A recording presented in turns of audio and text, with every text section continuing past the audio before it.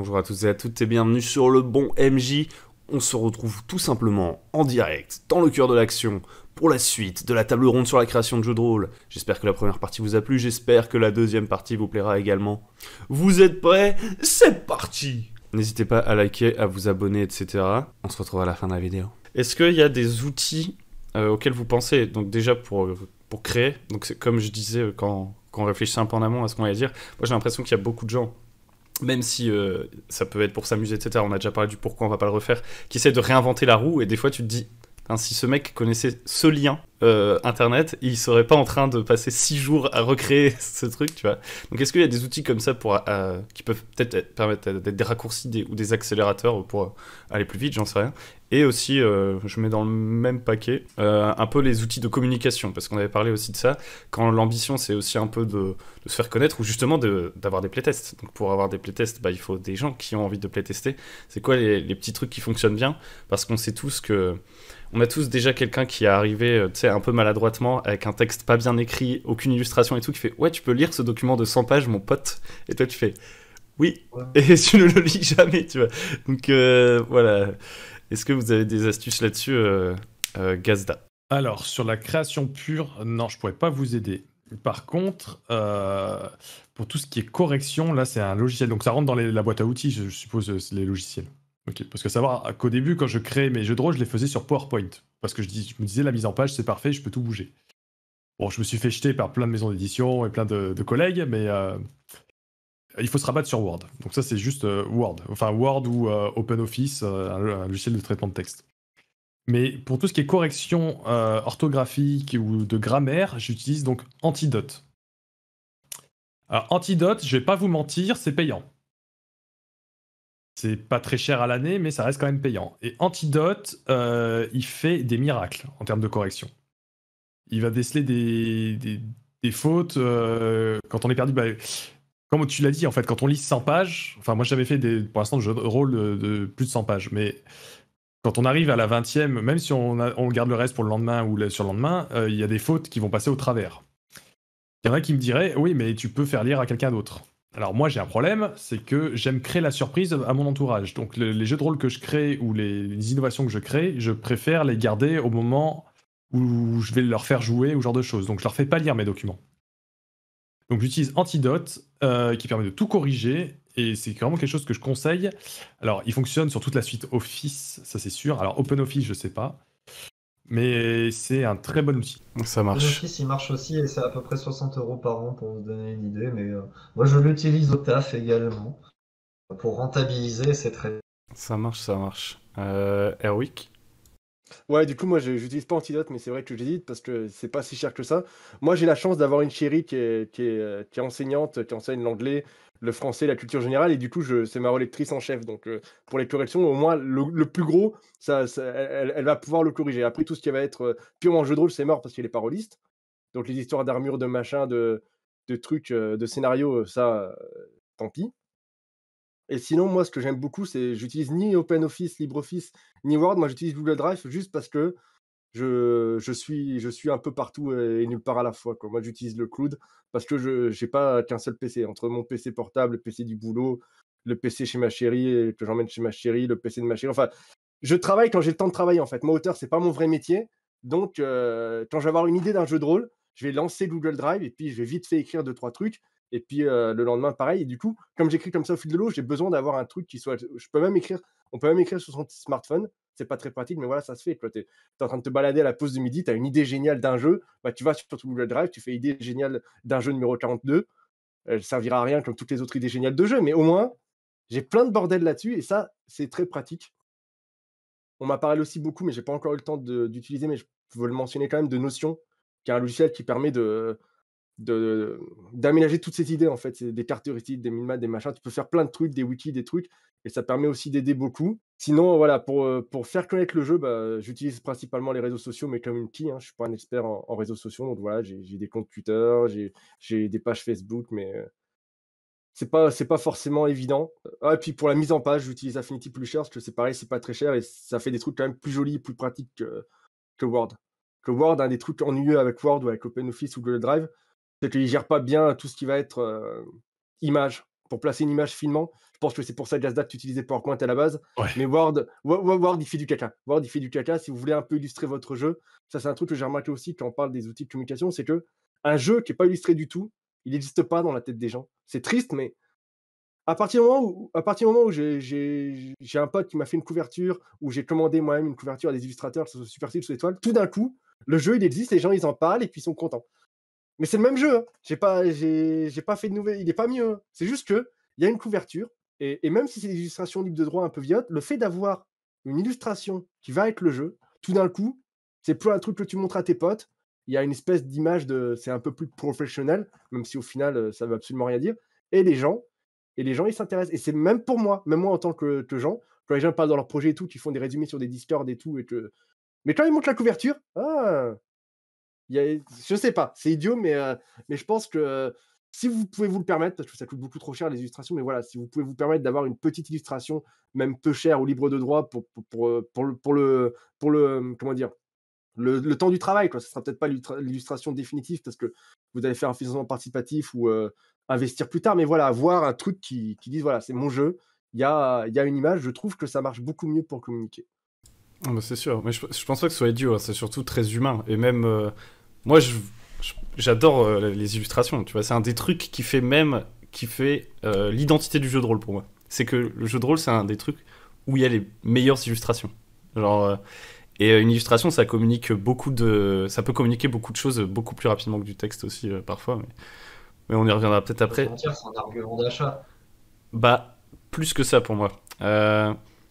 En fait, quand tu vois une illustration, c'est une porte ouverte vers une histoire ou vers ton univers, tu vois. Surtout si cette illustration est vraiment évocatrice. Tu vois, si tu fais, comme tu dis, une illustration assez rapidement pour avoir une image, ce qui, je pense, est une très bonne idée, hein, mais c'est encore mieux si l'image, elle véhicule vraiment ce que tu veux ensuite montrer dans ton texte, tu vois.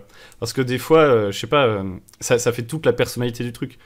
Moi, des fois, tu sais, quand t'as des accroches de scénario dans un bouquin, ça va être moins puissant comme accroche de scénario que l'illustration à la page 40, tu vois. Donc, pour moi, l'illustration, des fois, ça fait partie du jeu, tu vois. Mais bon. Toi, Tapis, est-ce que... peut-être on reparlera de ça après, puisqu'on va peut-être parler un peu d'édition et tout. Toi, Tapis, est-ce que t'as des outils à recommander ? Alors moi, ça m'intéresse pas forcément de faire connaître mes jeux tout de suite là maintenant. Et un bon truc, c'est de créer son propre Discord, de créer sa chaîne YouTube, son blog, pour voilà, des trucs pour faire connaître. J'ai déjà fait jouer des jeux à moi dans, comment on appelle ça, dans des conventions, et en fait, à la fin de la partie, on me dit, mais où est-ce qu'on peut te retrouver? J'étais là, bah, cherche. Alors, tu vois, j'avais pas de site, j'avais pas de Discord attitré. Bon, voilà, bonne chance, hein. Si jamais donc des gens qui sont intéressés par mon projet, ils pouvaient pas savoir où j'étais, quoi. Donc c'était un peu oui, effectivement, avoir un truc voilà, où on peut trouver, c'est pas mal. Et comme outil que tu peux faire, un outil hyper puissant qui sert à game designer, machin, bah, moi c'est ma marotte, hein, et Erwick aussi, c'est la théorie du jeu de rôle, tout simplement. C'est-à-dire que si tu t'intéresses un peu à quels sont les articles sur le game design qui est sorti, les différentes possibilités, etc., bah, ça va te donner du vocabulaire, des concepts qui va te permettre de réfléchir le jeu de rôle. Je prends un exemple. On a parlé du budget complexité. Moi, avant de connaître le mot budget de complexité, bon, peut-être que j'avais une idée assez vague, mais je le formulais pas. Je me suis jamais dit, ok, je vais faire la liste des complexités de mon jeu, voir si mon jeu est trop complexe ou pas. Voilà, donc ça, c'est un truc qu'on a dans la théorie rôliste. On va en avoir d'autres. J'ai par exemple la compensation. C'est est-ce que quand les gens jouent à ton jeu, ils sont obligés d'amener des rustines qui ne sont pas dans le jeu pour pouvoir qu'ils prennent du plaisir avec. Ça, c'est la compensation, c'est un terme de la théorie rôliste. Donc voilà, moi ce que je vous conseille, c'est donc Erwick qui a fait plein de vidéos sur de la théorie. J'en fais également, donc faut pas hésiter aussi à regarder sur des blogs, etc. Et même si vous ne créez pas de jeu, eh ben, c'est quand même vachement intéressant pour se développer dans sa passion du jeu de rôle, c'est hyper puissant, quoi. Moi, je pense Voilà. aussi à un truc qui peut-être vous semble évident, du coup, vous en parlez pas. C'est Itch.io. Parce qu'en réalité, Itch.io, ça regroupe plein de productions amateurs, mais Itch.io, tu tombes pas dessus par hasard. Enfin, moi, j'ai mis hyper longtemps à savoir que ça existait. Donc, Itch.io, c'est un. Enfin, vous saurez sûrement mieux l'expliquer que moi d'ailleurs. Itch.io, qu'est-ce que c'est? Ouais, ouais, mais on n'en a pas parlé parce que je pensais en parler moi dans l'édition, parce que au final, Itch.io, c'est quoi? C'est une plateforme d'édition. Mais tu me permets de dire un truc qui est hyper important que j'ai oublié de dire, mais qui est évident, mais je pense que tout le monde. En fait, c'est tellement dans la tête de tous les auteurs qu'on finit par même pas le prononcer. Évidemment, jouer à plein de jeux différents, et jouer vraiment à plein de jeux et différents du vôtre, pour avoir justement des expériences, de la ressource de comparaison, d'idées, etc. Et après, vous pouvez vous inspirer librement selon vos désirs. Mais il faut vraiment que, si vous voulez faire quelque chose de qualité, il va falloir passer par une étape, comme on disait au tout début de vidéo, de recherche, de voir un peu qu'est-ce qui se fait ailleurs, quoi. Et c'est Mhm. fondamental, parce que si vous faites du jeu de rôle comme on fait il y a 40 ans, bah, personne va en avoir quelque chose à faire, quoi. Enfin, ça me fait recouper avec une idée de Gazda aussi. Je pense que c'est quand même assez important, c'est de savoir pitcher son jeu. Parce que le nombre de fois où il y a quelqu'un qui arrive et en fait il te sort plein de termes génériques censés être accrocheurs, mais tu les retrouves tellement partout qu'en fait ils sont littéralement génériques. Genre, je veux dire, tu pourrais regarder 4 personnes qui viennent te proposer leur jeu. Alors, très souvent, on va pas se le cacher, c'est de la fantasy et tout. Moi, j'adore la fantasy, je crache pas du tout là-dessus. Mais tu vois, on va te dire, ouais, c'est un jeu où tu peux faire ça, ça, ça, il y a tel nombre de continents, de machins, de trucs. Et t'es en mode, mais c'est le même. Il y a des milliards des jeux comme ça. Il faut que je sache les 2-3 trucs différenciants. Et c'est un peu comme l'idée du thème et de la thèse là, dont tu parles dans Ouais. la chirurgie du scénario, je crois, c'est le bouquin. Bah, c'est comme un film. Un film en général, le mec il doit réussir à le pitcher en une phrase ou un truc comme ça. Bon, ça peut être difficile de pitcher un jeu en une phrase et de le rendre complètement différenciant, sauf si on fait un truc vraiment où en fait on a pensé le jeu dès le départ pour qu'il soit vraiment différent. Mais là, c'est une autre prise de risque, c'est que ça va parler à absolument personne. Et voilà, je pense qu'il faut trouver un juste milieu. Et le pitch en une phrase, t'es censé pouvoir le faire peu importe le jeu, hein. C'est pas juste ouais, je vais le faire en 2 phrases ou c'est compliqué, genre de choses. Non, si tu le fais pas en une phrase, tu vas retravailler la phrase. Tu vas pas retravailler le jeu, c'est hors de question, sinon t'as pas fini. Mais il faut que tu puisses le résumer en une phrase, quitte à laisser de côté certaines mécaniques, certains moments forts. Tu te concentres vraiment sur l'essentiel. Et généralement, nous, on s'inspire donc de l'entrepreneuriat, qui a ce qu'on appelle l'elevator pitch, qui sert, donc c'est un bloc de 1 ou 2 phrases qui te sert à construire ton pitch. C'est très simple. Vous avez des mots, il y a des trous dans la phrase et c'est à vous de les remplir. Donc, vous prenez l'elevator pitch et vous allez voir qu'en l'adaptant au jeu de rôle, vous allez réussir à le faire en une phrase. Bah, moi, sur le pitch, il y a plusieurs. Et moi, il y a un truc en tant que consommateur, on va dire, qui m'embête avec les pitchs, c'est que souvent, au final, le gars, il a fait son pitch. Et à la fin du pitch, je sais pas ce qu'on joue. Oui, alors c'est dans un monde médiéval fantastique. Il y a 3000 ans, les dieux sont arrivés sur Terre. Et à la bout de. Ça dure pas forcément longtemps, mais au bout de 2-3 minutes, j'ai l'idée du monde, de l'univers, mais on joue quoi? On joue des Ah bah, alors c'est aventuriers, que on c'est joue pas des un pitch au machins. final. Il a manqué son pitch. Bah, il y a pas mal de gens, quand ils vont te parler du jeu, ils vont parler du jeu en lui-même, de l'univers, parfois des règles, mais pas spécifiquement de ce qu'on va y jouer. Et je trouve ça dommage. Ouais, bah, je vais prendre un exemple de quelqu'un sur le Discord avec qui j'ai déjà joué et tout, et genre souvent on discute et tout. Je le nomme, c'est Poulpi Steph qui est sur le Discord, donc peut-être que certaines personnes qui verront cette vidéo J'avais le même exemple. le connaissent. Bah, il fait un jeu, voilà, qui est au D20, etc., à fantasy, assez inspiré de Donjons et Dragons et tout. Le problème, c'est qu'à chaque fois qu'il a essayé de me l'expliquer, il commençait par tous les trucs qui faisaient que pour moi ce jeu était un jeu comme les autres, alors qu'au final, c'est un jeu où on joue des héros qui ont des pouvoirs qui leur viennent de divinités dans un monde antique. Et pour moi, ça devrait être la phrase numéro 1, parce qu'on sait qui on joue, quel est le style de l'univers, alors que s'il me dit et il y a 25 espèces inspirées de la mythologie et tout, tu vois, je suis en mode, pour moi ça c'est un catalogue, c'est pas une présentation. Et du coup on en avait déjà pas mal Notre parlé joke, de ça. il le fait. Mais Mais du coup, Hugo, tu viens de donner la solution parce que c'est ce que j'avais fait pour Projet Ice à ses tout débuts. C'est qu'une fois que j'avais fait faire une partie, alors c'était à l'édition Imaginarium, donc une asso d'écriture, je leur ai dit résumez-moi mon jeu. Et c'est exactement ce que tu as fait, et j'ai utilisé cette base-là. Bah, c'est pas faux, c'est ce qu'a fait Hugo, là, qui a réussi à résumer en une phrase. Oui, non, Et donc, c'est bien joué. En fait, tu demandes c'est génial. directement aux gens de résumer ton jeu, quoi. Comme ça, Voilà. t'as pas besoin de faire le boulot. Je trouve juste que c'est une idée de génie. Je devrais C'est- faire ça plus souvent. Ouais, voilà, tu demandes aux gens, résumez-moi mon jeu. Et normalement, en une phrase, ils ont fait 10 fois mieux que toi. C'est vrai que ça peut être une solution. Mais d'ailleurs, T'es quand obligé de les créditer. je préfère préciser, pour si jamais Poulpi tombe ici, c'est pas du tout une critique. C'est un constat, c'était une conversation qu'on avait déjà eue. Et d'ailleurs, du coup, pour me rattraper, pour être sûr de me faire aucun ennemi, il faut savoir que Poulpi, il fait des actual plays, je crois, de son jeu en ce moment sur Twitch. En général, il l'annonce sur le Discord si vous voulez aller voir. Donc c'est un jeu voilà, à la D&D dans un monde antique. Et ça m'est revenu le truc que tu avais dit tout à l'heure, Erwick, et que je trouve qui est assez cool aussi. Et ça rejoint un peu ce que disait aussi Tapis sur les rustines, tu sais. Genre le fait que quand tu écris ton jeu, il y a des trucs que tu vas oublier de mettre et qui sont pourtant essentiels. Et en fait, toi, ça te paraît évident quand tu le maîtrises. Et ben, moi, c'est un des trucs que je trouve aussi les plus importants à écrire dans son jeu, en fait, de réussir à auto-analyser un peu comment on utilise son jeu et même à expliquer nos propres décisions dans les règles. Je trouve que c'est pas mal. Genre, je prends un exemple tout con que moi j'aime bien. C'est un exemple, j'en ai pas 15 000 en tête. C'est dans les jeux Free League, quand on t'explique les pourcentages de chance des D6, tu vois. Ce qui se passe quand tu jettes des poignées de D6. Parce qu'en fait, des fois, il y a des règles du jeu qui ne sont pas dans le jeu. Genre, par exemple, les règles mathématiques du jeu.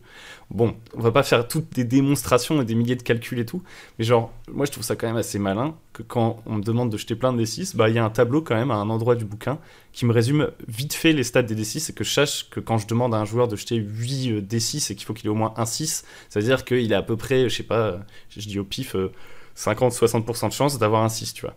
Parce que ça, c'est des règles invisibles qui, en fait, permettent de jauger et ensuite de contrôler ce qu'on demande, enfin, les difficultés. Enfin, c'est la matrice, tu vois. C'est un peu. D'un seul coup, tu découvres une sous-couche. Et c'est comme les outils émotionnels quand tu fais un jeu d'horreur, dire ouais, préviens ton groupe que tu vas faire des thèmes adultes et tout. Tous ces trucs-là, moi, je trouve que c'est les marques d'un jeu qui va bien se transmettre et qui a plus de chances de faire mouche, quoi. C'est juste, j'en profite parce que tu parles des stats des D6, mais il y a un autre outil qui peut aider pour la conception d'un jeu. C'est un site qui s'appelle AnyDice. Désolé pour mon accent anglais pourri, mais en gros, c'est un site de stats en fait. Et tu peux faire toutes les formules que tu veux. Avec tirage, pas tirage, D6, D20, D100, D30, D1000, avec relance, avec avantage, désavantage. En fait, il y a une espèce de mini langage de programmation pas trop compliqué à comprendre. Et avec ce truc-là, tu peux simuler tous les systèmes de lancer de dés ou voire même de cartes du monde. Et lui, il te donne les probabilités. Et si t'aimes tout ce qui va être statistique, probabilité, tout ça pour ton jeu, ça peut t'aider dans ta conception de ton jeu, à savoir combien les joueurs ont de chances de réussir, rater, réussite mitigée. Et tu peux vraiment faire joujou avec. Ouais, j'avais vu quelqu'un poster ça il y a pas longtemps. J'ai jamais allé voir ce site, mais ça a l'air intéressant. Tu voulais dire un truc, Tapis? Non, mais je reviens sur le pitch qui est super important parce qu'en fait, finalement, c'est 80% du boulot si tu as envie que des gens viennent jouer à ton jeu. En fait, tu vas présenter ton truc et en fait, sur ça qu'ils vont décider si oui ou non ils vont venir à ta table. Bon, alors ça peut être une phrase, ça peut être plus long si jamais tu discutes avec des gens ou que tu fais un petit texte, tu vois. C'est vrai que des fois tu discutes avec des gens et tu sais même pas si c'est Medfun ou Cowboy, etc. Et le mec il te parle d'un truc qui n'a strictement rien à voir, quoi. Là je fais de la redite. Je réinsiste comme quoi c'est hyper important le speech et ça se travaille, ça vient pas forcément comme ça. Ouais, il y a des projets comme ça m'a mis plusieurs années avant que ça soit bien clair dans ma tête, même de quoi je parlais réellement, quoi. Ouais, puis ce qui est sûr, c'est que quand t'as quelqu'un qui dit ouais, j'ai fait un jeu avec des dessins, tu vois. Moi, je m'en vais, alors qu'en fait, j'ai rien contre les dessins, tu vois. Mais c'est juste qu'il me dit un truc, il me dit, viens découvrir mon jeu avec des dessins. Je lui dis, bah, tu vas rien me faire découvrir, puisque je sais comment ça marche un dessin. Alors que s'il me dit, viens tester Des ça, phrases. et qu'ensuite, une fois que j'arrive, je vois que ça se joue au dessin, ça va très certainement très bien se passer, tu vois. Et Ou vas-y. des phrases, tu te dis, mais qu'est-ce que tu joues dans ce jeu? Le mec il dit, bah on joue tout jouer. Bah ouais, mais du coup, là t'es là, bah oui, mais si tu réponds pas à la question, je sais pas du coup, est-ce qu'on joue une grand-mère qui attend que son enfant revienne à la maison? Ah, mais tu joues tout. Ça, c'est Tu peux tout jouer, c'est largement ça le jeu de rôle. Vas-y, Erwick. Ouais, désolé, je suis un peu bavard, mais le pitch, ça me fait penser à plein de trucs en fait. un truc intéressant avec le pitch, enfin 2 trucs intéressants. Le premier truc, ça c'est un truc que j'ai vu dans des conventions, je sais pas si ça se fait encore, à Toulouse ça se fait pas, mais dans des conventions quand j'étais sur Toulouse, ils font ce qu'ils appellent la bourse à PJ en fait. C'est une espèce de c'est comme des crieurs publics, sauf que c'est des MJ, ils sont là, et ils ont 5 minutes pour, pitcher leur jeu et les joueurs s'inscrivent ou pas et tu as intérêt c'est un bon exercice, hein, parce que si ton pitch il est pas bon, bah, les gens ils vont sur la table du MJ d'à côté et le problème c'est qu'il y a des fois, sur certaines éditions, je crois que c'est un RPG GERS ou je sais plus quoi, il y a plus de PJ que de joueurs, que de MJ. Du coup, bah, si ton pitch il est pas bon, bah, tu joues pas en fait. C'est horrible, mais c'est un bon exercice et c'est intéressant parce que du coup, tout le monde fait son pitch et s'inspirer de ce genre d'événement pour, voilà, pour savoir quel pitch fonctionne ou pas. Et l'autre truc que je voulais dire, je l'ai perdu en même temps. Oh punaise. Euh, Bah, tu sais quoi, au pire, on refera un dernier tour de table, peut-être que ça te reviendra avant la Prends des fin. notes, hein. En tout cas, s'il y a des gens qui travaillent pour Pitch, la marque de sorte de trucs à manger là, qui voient cette vidéo, n'hésitez pas à envoyer un petit peu d'argent, ça fait plaisir. On va, on va passer à la dernière question, et je vois que la vidéo est longue, donc elle sera certainement coupée en deux. La dernière question, même s'il y a beaucoup de choses à dire, il faut une fin à tout, c'est quel est votre... c'est peut-être un peu plus subjectif, et peut-être que ça va pas concerner tout le monde, c'est déjà, qu'est-ce que vous pensez un peu du marché actuellement? Comment vous pensez finalement la monétisation potentielle, genre par exemple l'auto-édition, comment s'éditer, etc. Peut-être que du coup on va pouvoir parler de Itch.io et tout. On commence par le pessimiste ou l'optimiste? Moi j'aime bien quand on est optimiste, franchement. Ouais, t'es un gentil, t'es un gentil. Je pense qu'aujourd'hui, il y a beaucoup plus de facilité à publier un jeu de rôle qu'il y a 20 ans, il y a 20 ans quand j'ai commencé le jeu de rôle. Aujourd'hui, vous écrivez quelque chose sur un document, vous mettez 2 illustrations libres de droit, vous pouvez le publier sur Itch.io, c'est très simple. Le plus difficile, c'est de sortir du cercle de la communauté rôliste. J'entends par là, à force de faire les salons à droite et à gauche, on rencontre toujours les mêmes personnes, les mêmes auteurs avec qui on discute, avec qui on fait découvrir nos jeux, nos évolutions et ce genre de choses. Le plus difficile, c'est de récupérer les personnes qui sont au-delà donc, de ces associations de rôlistes. C'est-à-dire ceux qui jouent sans s'intéresser aux actual plays, qui sont dans leur coin et ce genre de choses. Et je pense qu'aujourd'hui, là c'est un peu la version un peu pessimiste, c'est que si on passe pas par des influenceurs, c'est très difficile de faire connaître son jeu. Après, on est d'accord, on n'est pas d'accord, mais je pense que s'il n'y a pas un influenceur qui joue au moins une fois votre jeu de rôle en actual play, ça va être très compliqué de toucher beaucoup de personnes et de se faire connaître. Après, c'est un débat, vous pouvez me dire non, hein. Mais moi, ça, c'est mon point de vue. Ouais, du coup, moi, ce que je trouve très étrange avec le marché du jeu de rôle, en tout cas en France, mais je crois que c'est encore plus vrai aux États-Unis, c'est qu'il y a plus de il y a plus de création que de joueurs, en fait. Tel que j'ai ma vision du marché, il y a plus de jeux qui existent, qui sont publiés, qui sont diffusés, que de gens qui jouent au jeu de rôle. Et du coup, en tant qu'auteur, ça pose un énorme problème parce que comment faire pour faire ressortir ta création quand tous les jours, il suffit d'aller sur itch.io. Moi, je diffuse sur itch.io parce que c'est facile, c'est ergonomique, et puis c'est assez bien fait au niveau de la monétisation. Tu peux mettre des prix libres, tu peux mettre un prix fixe, ou alors les gens peuvent faire des dons. Bref, ça marche vachement bien et tout. C'est directement intégré avec PayPal, donc si tu arrives à avoir un peu d'argent, tu peux te faire des virements, machin. Ils prennent directement les taxes et puis peut-être même les impôts. Enfin bref, c'est bien foutu. Par contre, il y a beaucoup trop de jeux qui sont créés.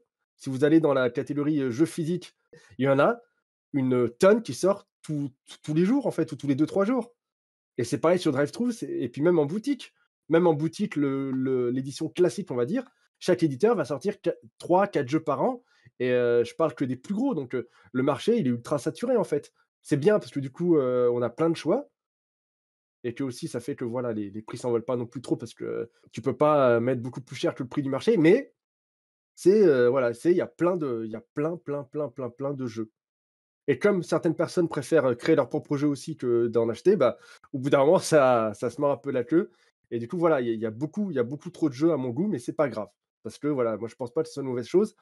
Pour rebondir sur ce que disait Gaza sur les influenceurs, j'ai du mal à voir ce que c'est un influenceur jeu de rôle. On est tellement dans un marché de niche en France que même un Fibre Tigre, il est petit en fait. Quand tu regardes par rapport à un Critical Role, Fibre Tigre, j'aime bien, il a une grosse communauté française avec Game of Roll, mais ça reste, entre guillemets, un petit influenceur. Quand tu regardes des stars de télé-réalité, Critical Role, ils font plus encore. Donc, Ouais, mais quand tu vois que ça commence à toucher les séries télé, que ça touche aussi les grands joueurs d'e-sport qui s'amusent à faire des actual play, même si c'est une ou deux parties totalement costumées, ce genre de choses, c'est là que je me dis que les influenceurs sont pratiquement indispensables. Même les personnes qui ont fait du YouTube, je pense aux joueurs du grenier ou à son comparse, j'ai Maillard. retrouvé le nom. Non, Maillard, Maillard, Bob lui... Lennon. Bob Lennon. Bob Lennon, voilà, Bob Lennon. Qui peut-être qui était passionné de jeux de rôle à l'origine, mais c'était pas son cœur de métier, c'était le divertissement. Ouais, Qui non, arrive eux, à... ils sont énormes. Eux, c'est vrai qu'ils sont énormes, mais ils sont pas beaucoup à faire du jeu de rôle. Parce qu'au final, eux, c'est des youtubeurs dans le monde du jeu vidéo qui ont rejoint le jeu de rôle, qui ont été approchés pas mal. Mais je veux dire, c'est vachement compliqué de trouver un influenceur comme ça pour faire jouer à ton jeu. Faut les approcher. Hein. Oh, quand même, hein, tu prends même... Oui, il faut les approcher, voilà, c'est compliqué. Mais si tu arrives à les approcher, c'est le Graal. Hein. Tu peux prendre Naetherion, qui est un très bon représentant du jeu de rôle. Si tu arrives à le faire jouer au moins une fois, t'es sûr que ton jeu va être connu par de très nombreuses personnes. Mais t'es peut-être pas convaincu, je comprends totalement. Hein. Non, mais c'est une question que je me pose, mais les points qui me font un peu douter, c'est que la plupart des influenceurs dans le milieu du jeu de rôle sont pas si gros que ça. Quand tu regardes même Naetherion, par rapport au YouTube, on va dire global, c'est peanut. Et je connais certains auteurs renommés, reconnus, avec des jeux qui fonctionnent, qui n'ont pas eu besoin d'influenceurs. Si on prend le Grumpf, qui est peut-être la plus grosse sommité de création de jeux de rôle indépendante en France, je ne l'ai jamais vu chez des influenceurs. Mais le mec, il a une boutique. Mais lui, il était chez là lui. avant, non? Ça fait longtemps qu'il est installé. Ça fait longtemps qu'il est installé, et surtout, il produit des bons jeux, et il en produit souvent. Et il fait un truc qui marche aussi pas mal, c'est que il fait une ressource gratuite par mois, je crois, depuis quelques temps. C'est-à-dire que tu vas avoir la ressource gratuite, qui souvent est abondamment illustrée, vachement bien foutue. Et quand tu as sa ressource gratuite, bah en bas, tu as les liens vers ces ressources qui ne le sont pas. Et puis aussi, il y a aussi un autre truc différent avec le Gonf par rapport à moi, par exemple, c'est qu'il sait tout faire. Moi, je sais juste écrire des jeux. Je sais pas faire la mise en page. Ça énerve, ça.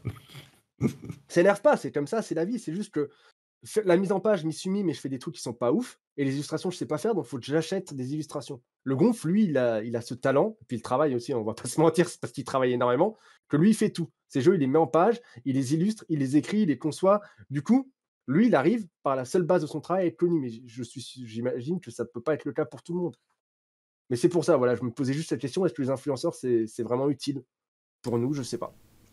Ouais. C'est pas que je suis pas convaincu, c'est que j'en sais rien. Moi, je pense que ce qui est important dans tous les cas, c'est au moins de mettre un visage sur ce qu'on crée, tu vois. Aujourd'hui, c'est de communiquer, quoi. Au-delà de... Tu sais, je pense qu'il y a peu de chances que juste en publiant, d'un seul coup, il se passe un truc.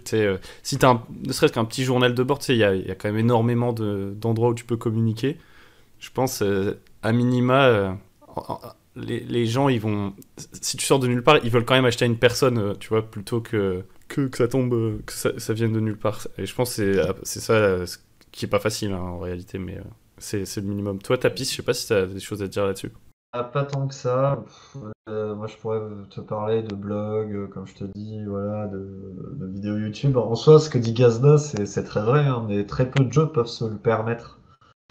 Sur le marché actuel, très peu de jeux peuvent se permettre de dépenser de l'argent pour une sponsor, par exemple. Ou de proposer des choses, que ça soit validé, etc. Bon, en soi, faut le faire. Après, moi, je dois t'avouer que c'est assez loin de mes considérations, parce que moi, ma considération, c'est comment faire le meilleur jeu possible. Après, qu'il soit acheté ou pas, c'est vraiment pas dans mes priorités, en fait. J'ai vraiment pas cet aspect commercial lors de la création de jeux, donc je fais pas de moi un auteur pro, du coup. Je le serai sans doute jamais, parce qu'en fait, voilà, ça... C'est pas des thèmes qui m'amusent particulièrement, quoi. Je pense aussi qu'un truc qui est pas mal, c'est quand même de s'entourer un minimum, tu vois. Enfin, comme tu disais, pour la mise en page et tout, moi, je suis nul, tu vois. C'est aussi une des raisons pour laquelle je me dis, j'exploite pas beaucoup le format écrit, tu vois. Je me dis, genre, ce sera moche. Genre, personne n'aura envie de lire le truc. Si tu trouves au moins une autre personne, tu vois. Très régulière. Ouais, mais c'est pas moi qui écrit tout. Là, je corrige. Oh, le scoop. Ah non, mais c'est pas un scoop, c'est même écrit. Enfin, c'est pas toujours écrit, je pense. C'est signé le bon MJ, mais en fait, on est deux. Mais je parle régulièrement de Morgan, l'homme de l'ombre qu'on n'a jamais vu, mais peut-être il apparaîtra un jour, puisqu'on va essayer de faire un actual play, on aimerait bien. Donc, Morgan qui a une chaîne YouTube également. C'est vrai. Rien à voir avec le jeu de rôle. c'est vrai, tiens, je vais faire la pub de Morgan au passage. De toute façon, la vidéo est déjà tellement longue, on peut se permettre. C'est- Si vous êtes restés jusque-là, vous êtes des vrais. Vous êtes Ouais. des bons rôlistes. Mais non, elle sera coupée en deux, voyons. Il a une chaîne YouTube qui s'appelle AA4U, et c'est une vidéo sur l'intelligence artificielle, si ça vous intéresse, c'est ce qu'il étudie. Ah. Donc voilà. Est-ce que vous voulez ajouter quelque chose, qu'on fasse un dernier tour de table, un message pour les nouveaux créateurs, ou un truc que vous aviez oublié et que vous voudriez dire avant de terminer? Peut-être sur l'aspect, il a abordé Tapis, l'aspect qui n'était pas du tout intéressé par la rentabilité. Alors, moi, j'aime faire des produits qui sont jolis, comme on avait dit. Il faut beaucoup d'illustrations, il faut une belle mise en page, genre de choses. Je ne sais rien faire. Je ne sais faire que écrire des histoires ou des systèmes de jeu. Alors, pour vous donner un ordre d'idée, pour ceux qui veulent se. Alors, c'est pas pour faire fuir les gens. Hein. Si, comme moi, vous ne savez absolument rien faire d'autre que écrire ou créer des systèmes de jeu. À savoir que le kit de découverte que je vous proposerai dans les prochains mois, avec son supplément. Alors, j'ai mis le paquet, ça va chiffrer dans les 2000 €. Pourquoi cette somme? Parce que déjà, tout ce qui est mise en page par des personnes de talent, mais ça chiffrait autour des 450, 500 €. Et c'est pas juste pour un petit livret, on a fait d'autres travaux ensemble. Les couvertures, là, j'en ai eu pour à peu près 300 € par couverture. Et pour tout ce qui est illustration à l'intérieur, parce que vous avez la couverture, mais j'ai travaillé avec d'autres illustrateurs pour vraiment rendre joli l'intérieur du bouquin, c'est allez, on va dire entre 80 et 150 € l'illustration, selon la taille de l'illustration dans la page. Et j'étais très généreux en illustration, ça c'est parce que j'aime faire des produits très, très finis. Et le livret va être vendu 5 € unité. Donc pour rentabiliser ce bordel, oubliez. Là, c'est plus par passion et l'envie de faire découvrir mon univers et les questions éthiques qui se posent autour de mon histoire que plus gagner de l'argent. Quand tu dis ça, à la fois je me dis c'est dur, mais à la fois ça me rassure, parce qu'au début, quand t'as dit fais un livret, c'est 2000 €, tu sais, j'étais en mode ah, c'est le prix du livret, tu sais. pour l'acheteur, tu sais. Non, bah alors là, à ce moment-là. Non, mais le kit d'initiation, c'est ce qu'on appelle un produit d'appel. Voilà, c'est ce que font beaucoup de marques aussi. Le produit d'appel, c'est un produit qui est vendu exprès à perte parce que la marque considère, entre guillemets, que c'est ça qui va faire acheter le produit fini qui, lui, sera vendu beaucoup plus cher. Du coup, ça se fait, mais ça fait mal au cul. Ça fait super mal au cul. Mais après, vous pouvez, si jamais vous n'arrivez pas à approcher des maisons d'édition et même des éditeurs, j'ai un conseil à vous donner, c'est que vous avez des associations qui font de l'édition. Moi, je suis passé par une association qui aide les jeunes auteurs.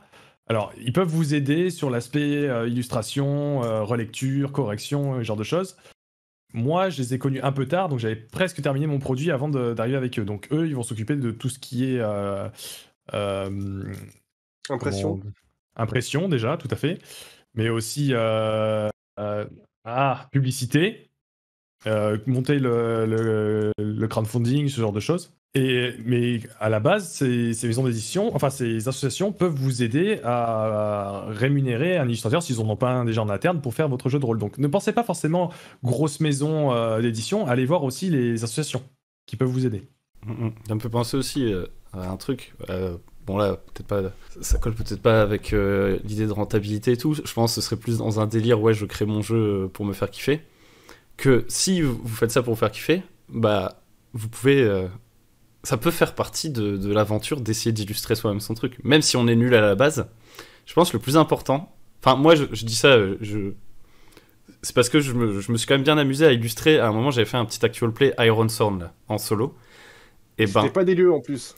Et ben, en fait, il n'y a pas besoin d'être ultra réaliste et tout, parce que ça, c'est vrai qu'aujourd'hui, en fait, c'est des illustrateurs incroyables qui travaillent sur les jeux de rôle maintenant. T'as des trucs, mais tu tombes à la renverse quand tu vois les illustrations. Mais des fois, ce qui marche vachement bien aussi, c'est un truc stylisé, quoi. Genre, si tu t'amuses à trouver un style et tout, ça peut très bien marcher, parce que on peut parler du Grumpf, tu vois. On aime, on n'aime pas. ce qui est certain, c'est que c'est pas les trucs ultra réalistes avec plein de couleurs, genre les trucs, tu vois, il a son style quoi, et ça marche, et ça reste évocateur et tout, donc même si vous pensez ne pas être très fort, vous pouvez juste mettre vos trucs sur internet, et si ça tombe, il y a des gens qui vous diront que c'est bien, et c'est là que vous direz que c'est bien. C'est souvent comme ça. Donc voilà. Erwi, qu'est-ce que t'as un truc que tu voudrais rajouter? Ouais, plusieurs trucs à dire. Bah, déjà, le truc que j'avais oublié tout à l'heure sur les pitchs, c'était qu'il fallait pas hésiter à faire des raccourcis. Genre, faire mon jeu, c'est un peu comme Star Wars, ou alors faire mon jeu, en fait, c'est un Seigneur des Anneaux dans l'espace. Les raccourcis, ça marche super bien parce que la plupart des gens, surtout les rôlistes, ceux qui font du jeu de rôle déjà, et puis même maintenant tout le monde grâce au cinéma, au MCU, au machin, ils savent très bien ce que c'est que les films Marvel, ils savent très bien ce que c'est ceci, cela. Donc, ne pas hésiter à faire des raccourcis, c'est pas vraiment ton jeu. Parce que tu dis c'est comme ça, mais c'est pas vrai en fait. Quand tu vas entrer dans le détail, ton jeu il est plus profond, il est plus subtil, et c'est pas juste du Seigneur des Anneaux dans l'espace. Mais dire aux gens c'est du Seigneur de l'Anneau dans l'espace, eh ben, ça va leur permettre de se le figurer plus facilement. Et ensuite, pour l'édition, moi, j'ai pas non plus critère de rentabilité parce que voilà, pour l'instant, je suis loin d'y être. C'est beaucoup de dépenses et puis peu de ventes. Mais il y a un autre truc qui rentre en compte pour moi, c'est le fait d'avoir des retours des gens qui le lisent en fait. Créer quelque chose, pas que pas que pour ses copains, le publier et te rendre compte que personne ne le télécharge, personne ne le lit, personne n'y joue, c'est un côté triste, c'est un côté à quoi bon, c'est un côté, enfin, c'est triste quand tu vois des gens qui t'en parlent, qui font des actual play dessus, ou même tout simplement un tweet d'une personne qui te l'a pris au talon, qui a dit bah, je vais jouer avec mes enfants. Il y a, c'est trop agréable en fait. Avoir quelqu'un, ou même savoir qu'il est joué par quelqu'un d'autre que toi, ça te met un boost moral. Moi, c'est aussi pour ça que j'écris des jeux, c'est que je les écris pour moi au départ parce que j'en ai besoin. Puis à partir du moment où je les diffuse sur itch.io, c'est aussi parce que je veux les donner au monde. Enfin, ouais, là, c'est vraiment les donner parce que du coup, ils sont à prix libre, mais, mais je pense que c'est important de transmettre, de partager, et que du coup, voilà. Moi, c'est aussi pour ça que soit ils sont à prix libre, soit pour la version un peu augmentée qui sera payante, le texte, lui, il sera à dispo quand même pour que les gens ils puissent. Je pars du principe que comme c'est pas mon vrai métier, c'est pas grave si ça paye pas mes factures. Du coup, j'ai pas cette. Ça, c'est un truc aussi je voulais en parler aussi, mais c'est quelque chose qui moralement me peine. C'est que peut-être que je fais du mal à des vrais auteurs. Je sais plus avec qui j'en avais discuté, mais je fais un jeu, je le propose gratuitement, là où quelqu'un d'autre va le proposer à une expérience équivalente, mais payant parce que lui, c'est son métier. Et ben, est-ce que je sais pas, c'est une question, hein, moi là, je vais pas profiter de la Bien table ronde pour sûr. répondre à cette question, surtout que j'ai pas la réponse, mais voilà, c'est que est-ce qu'à force d'avoir du tout gratuit sur internet, on dévalue pas un peu le prix du jeu de rôle et de ce que ça vaut en vrai? Parce que ça soit les illustrations, la maquette ou même les heures de travail que chacune on met dans nos jeux, est-ce que c'est pas quelque chose qui devrait être payant de base? Parce que même si c'est pas nos vrais métiers, mais voilà, moi je préfère être Et lu qu'être acheté, donc je fais comme ça. alors, moi, c'est un truc que je défends vachement, comme quoi la vraie monnaie du jeu de rôle, c'est l'attention, tu vois? En fait, l'auteur, il est rémunéré en attention pour la plupart du temps. Et est-ce que ça dévalue, et cetera? Bah, la réponse est oui. La réponse est oui, parce que quand tu dois payer en 200, parce que bon, c'est entre 200 et 1000, la plupart des jeux de rôle, en termes d'exemplaires, c'est entre 200 et 1000 quand ça marche. Et pour rentabiliser tout ça, c'est compliqué. Donc en fait, il faudrait que tu le vendes plus cher. Et les gens sont pas forcément prêts à l'acheter plus cher. Maintenant, la question c'est, ok, c'est des values, mais est-ce que c'est grave? Est-ce que c'est grave de ne pas pouvoir avoir des auteurs qui vivent de leur travail, etc. Le jeu de rôle est condamné, parce qu'actuellement, c'est un constat, c'est que ça va être compliqué d'avoir des auteurs avec le nombre de jeux qu'il y a sur le marché, la qualité qu'ils ont et le fait qu'il y a plein de gens qui veulent en vivre. Là, tout le monde ne pourra pas malheureusement en vivre. Et l'une des solutions, ce serait peut-être d'avoir un marché plus gros, enfin plus de gens qui achètent. Le problème, c'est que plus de gens qui achètent, c'est aussi plus de gens qui vont créer. Finalement, c'est un équilibre à trouver et on peut le déplorer, mais bon, moi j'en ai fait le deuil un peu d'avoir un marché très professionnel du jeu de rôle en France, quoi.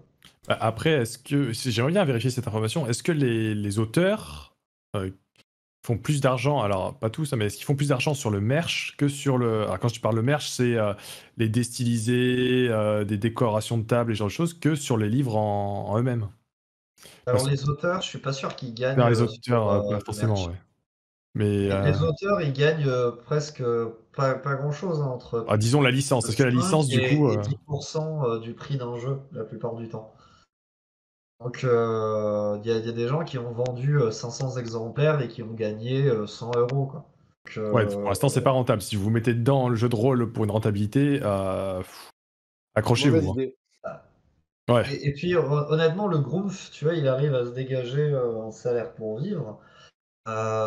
S'il n'est pas, il est pas particulièrement payé au prix, au SMIC horaire, et il a des compétences de ouf parce qu'il est très expérimenté dans ce qu'il fait en tant qu'illustrateur, etc. Il enchaîne énormément de contrats, c'est comme ça qu'il arrive à tenir. Et il n'est pas payé au prix de son expertise. Ouais. Mais c'est aussi la même chose dans la BD ou autre. Dès que ça touche un peu au côté artistique, il y a très peu d'artistes qui arrivent à vivre vraiment de leur métier, quoi. Bien, quoi, on va dire. Bon, on va encore rallonger un poil la vidéo, je pense, du coup. Et Parce qu'en fait, l'histoire de ça fait penser à quelque chose, parce que du coup, quand on parlait de l'aspect pécunier, donc ces histoires de 2000 € pour créer ces 2 livrets, en fait, ça me ramène surtout à quelque chose, c'est que quand j'ai commencé à écrire le jeu de rôle, les auteurs avec qui je discute me disaient, mais t'inquiète pas, écrire un jeu de rôle, ça prend entre 1 et 3 ans. Et je comprenais pas pourquoi. Je me dis, c'est bon, j'ai l'idée, j'ai tout ce qu'il faut, dans 6 mois c'est bouclé, hop, on y va. Et je pense que c'est important de l'évoquer dans cette table ronde parce que je vous ai parlé des sommes colossaux que j'ai investis dans ce jeu de rôle, mais il faut savoir que j'ai pas sorti 2000 € sur la table, c'est un cumul de 3 ans de travail qui ont formé ce budget final. Je sortais parfois 50, parfois 100, mais c'était pas un gros chèque que j'ai balancé à toute l'équipe. Donc là, ça fait 3 ans qu'on travaille dessus. C'est pour ça que, entre les illustrations, les idées qui viennent, les playtests et ce genre de choses, c'est pour ça que ça prend autant de temps de créer un jeu de rôle. Que l'on veut sortir de manière plus ou moins professionnelle. Moi, je tiens à dire que ça demande aussi des compétences de faire un jeu de rôle, des choses, de l'expérience qui s'acquiert. Si vous êtes pur débutant en écriture de game design, etc., vous n'avez pas écrit spécialement de choses avant. C'est probablement pas en 1 ou 2, 3 ans que vous allez sortir quelque chose que les gens vont trouver qualitatif. C'est être auteur, voilà, c'est on va dire un métier entre guillemets, même si la plupart des gens arrivent pas à en vivre. Et c'est vraiment beaucoup de travail, des compétences et des choses qui sont en général pas reconnues à leur juste valeur, quoi. Et je voulais dire un truc, voilà, je retrouve mes notes. Chez la plupart des gens, la qualité première d'un jeu de rôle, du premier jeu de rôle que vous écrivez, c'est essuyer les plâtres et permettre d'en faire un deuxième meilleur. La plupart du temps, le tout premier jeu que vous allez faire Et va une être bouse. rarement intéressant chez les autres, quoi. Quoi? Là, j'ai dit, c'est une bouse. Là, généralement, le premier, C'est un peu méchant, mais c'est un peu vrai. il faut dire les Mais mots. c'est un peu méchant. Ouais, Non, je suis passé par là, hein. J'ai créé des choses innommables au début. Hein. C'est pas grave du tout. non, puis ça Bon, c'est dépend pas aussi de grave. l'âge. Moi, j'ai beaucoup créé quand j'étais adolescent. Quand t'es adolescent, t'es pas pareil que quand t'es adulte. Désolé pour tous les adolescents qui regarderont cette vidéo. Ce n'est pas contre vous, c'est contre moi. Quand j'étais adolescent, ça n'a absolument rien à voir. Et pour finir sur le côté pécunier, il y a eu une table ronde il y a pas longtemps sur les actual plays qui était très intéressante et où Fibre Tigre justement expliquait que c'était plus intéressant de faire une opération sponsorisée sur un actual play que les ventes d'Aria, le jeu qu'il a créé, quoi. On veut dire à quel point être auteur de jeu de rôle, c'est pas le truc le plus rémunéré du monde. Et pourtant, il en a vendu. Hein. Parce que ça va surtout. Moi, je pense. Tu sais, on est vraiment en train. Tu sais, on était dans un bon mood et tout. Et à la fin, genre vraiment, le mec, il est détruit. Ah oui, t'as voulu. C'est pour ça que T'as gardé cette question pour la fin aussi. Hein. c'est absurde. Ouais, mais C'est absurde, monsieur. C'est ça que je disais. Mais Mais, c'est amusant de créer un jeu, monsieur. Ah oui, oui, oui, oui. je pense que le plus important, au-delà de l'argent qu'on va perdre, parce que l'argent, enfin, 2000 € sur 3 ans, je vais pas dire c'est rien, parce que ça pourrait faire du mal à des gens qui vraiment n'ont pas beaucoup d'argent, mais par rapport au temps investi, je pense que c'est rien. Parce que Avec le temps effectivement. investi, on compte pas par contre. Sinon, Oh bah là, si t'es foutu. Hein. personne ne compte le temps qu'il a investi dans Payé un au jeu. SMIC. Faudrait être cinglé pour te dire je note à chaque fois que je travaille sur mon jeu et puis tout fier, je dis que j'ai travaillé 40 000 heures. Super, j'ai passé un tiers de ma vie à créer des jeux de rôle, youpi. Non, mais c'est pas pour le dire aux autres, mais ça peut être intéressant en termes de feedback pour soi. Je pense que ce serait déprimant. Moi, je compte pas parce que ça devient trop un travail et ça devient trop une contrainte. Après, je le fais quand j'ai du temps libre, quand j'ai l'énergie, la motivation, sinon je le fais pas. Mais j'imagine que ça doit être déprimant de te dire, putain, j'ai passé tellement de temps sur ce truc, j'ai rien fait d'autre, j'ai juste créé du jeu. C'est comme quand tu joues beaucoup aux jeux vidéo et que tu regardes ton nombre d'heures de Steam sur un jeu et tu te dis, ah, quand même, aïe. Aïe. Bon, on va s'arrêter là, sinon on va finir par chialer. Mais On va faire le petit conseil de la fin, non? Y a pas un truc comme ça normalement? Une petite tradition? si, je l'avais un peu enlevé, mais on peut en faire Ah un. ouais, Faudrait- merde. Faudrait un truc optimiste du coup. Ouais, un Ouais, petit ça conseil serait un optimiste. Gazda, ton conseil optimiste. Ah ouais, d'accord, c'est moi qui ai ah ouvert bah. la bouche et c'est pour Bah, moi. c'est ça, hein, à un moment donné, faut assumer. C'est toujours le même ordre, Gazda, depuis le début, voyons. Bah ouais, je pensais que ça allait tourner. Alors, moi c'est très simple, c'est pour la source de motivation. Quand vous débutez, c'est votre premier jeu de rôle ou votre 5e ou votre 10e, généralement, sachez m'entourer d'autres auteurs autour de vous. Pourquoi je vous dis ça? Parce que moi, quand j'ai commencé à écrire Projet Ice, j'ai discuté lors de conventions virtuelles avec d'autres auteurs et puis j'ai familiarisé avec un auteur qui s'appelle Dragan, qui est l'auteur de... Il va me tuer, il va me tuer, Le le fil fil d'argent, d'argent. il va me d'argent. tuer, il va me tuer. Le fil d'argent. Et donc, la source de motivation, c'était qu'on se tirait la bourre pour pouvoir sortir notre jeu, le premier qui sortirait son jeu presque. Et on s'envoyait, on discutait sur les règles, sur les choses. Pourtant, j'ai pas joué à son jeu, hein, j'ai lu que son bouquin. Et lui aussi, il a lu les premières versions, il a saigné des yeux et des oreilles, mais ça a permis d'arriver jusqu'à cette version 9 ou 10, je sais même plus, je compte plus à ce niveau-là. Et en fait, quand vous discutez avec un autre auteur, sachez il y a au moins un autre auteur. Pour qu'il ait, parce que comme il est dans la même démarche, la même envie que vous, il saura vous comprendre pourquoi vous vous êtes arrêté, pourquoi vous avez abandonné, et il vous redonnera du peps pour dire non, ce jeu il est bien, il faut que tu ailles jusqu'au bout. Et regarde, moi j'ai déjà fait des fiches de personnages, ça serait bien que tu les fasses toi aussi. Et cette source de motivation d'avoir un autre auteur, je vous la conseille énormément quand vous créez un jeu de rôle. Et si vous avez vraiment aucun ami, vous mettez devant le miroir et vous faites You can do it. Ou non, avant même de commencer à créer ton jeu, tu te filmes en train de t'encourager pour plus tard, tu vois. Même pas besoin d'amis, moi je trouve que c'est un excellent conseil et il y a pas mal d'endroits où en parler en fait. Il y a les cours alternatifs, il y a le Discord des cours alternatifs, il y a le Discord de la Fabrique Imaginaire. En général, quand tu crées des jeux, t'as pas envie forcément de le faire tout le temps tout seul. Et il y a pas mal de Discord ou d'endroits où tu peux te motiver. Ouais, mais je pense quand même que tu es un référent, quelqu'un avec qui ce soit constant, que pas juste un forum avec qui tu discutes, je suis en train de faire ça, faut vraiment quelqu'un qui te suive et toi tu suives l'autre, tu vois, comme vraiment un travail coopératif où vous avancez vraiment ensemble. Mais moi, je suis d'accord avec ça. C'est encore mieux ça. Je suis d'accord avec ça, et même, on parlait de Morgan tout à l'heure pour le bon MJ. Bah, le bon MJ, finalement, je fais 90% des trucs. Morgan, il est En fait, Morgan, c'est un peu l'étincelle de départ. Je le connais, il y a toujours 3000 projets à droite à gauche, mais c'est lui quand même, donc je sais qu'il va pas pouvoir s'investir autant que moi dans le bon MJ, mais c'est quand même lui à la base qui s'est dit, mais attends mec, tu devrais faire un truc et tout. Et le fait de se faire entendre ça une fois, déjà, ça encourage, et puis des fois, on commence à entrer, entre guillemets, à faire un peu toujours la même chose, puis des fois il réapparaît, il me fait... Bon, il faudrait qu'on fasse des nouveaux projets, tu sais, je lui fais... et en fait, bah, c'est lui aussi qui va me dire... par exemple, là, l'idée de l'actual play, moi j'étais en mode, ouais, je sais pas si j'ai envie de faire des actual play et tout. Il fait, mec, j'ai une idée de fou. Et il me dit... Lui qui remet 10 balles dans la machine à chaque Voilà, fois. c'est ça. Après, je sais que c'est moi qui vais devoir en remettre 200, mais c'est pas grave, tu vois, ça fait partie du truc. Au moins, la machine est lancée. Et du coup, moi, j'aurais un autre conseil positif pour finir. C'est que là, on a donné plein de conseils sur la partie pécuniaire, sur la partie édition. Ce sont des conseils qui s'appliquent si vous voulez diffuser votre jeu à grande échelle et vous éditer, en fait. Si vous voulez juste créer pour vous amuser et jouer avec vos potes, la moitié des trucs qu'on a dit, bah tant pis.